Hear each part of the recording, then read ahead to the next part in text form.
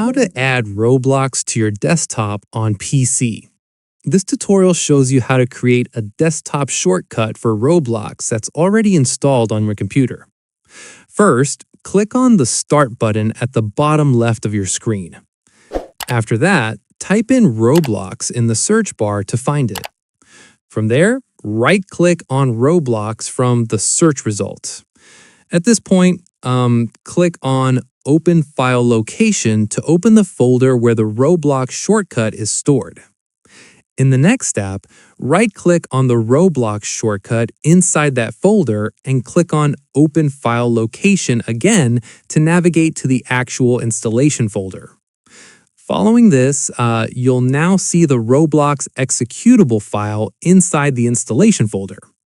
Once done, right-click on the Roblox exe file to open the options menu.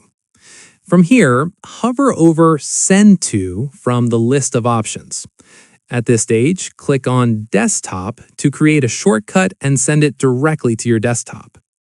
Finally, minimize everything and check your desktop. The Roblox shortcut will now be sitting right there ready to launch anytime with a double click.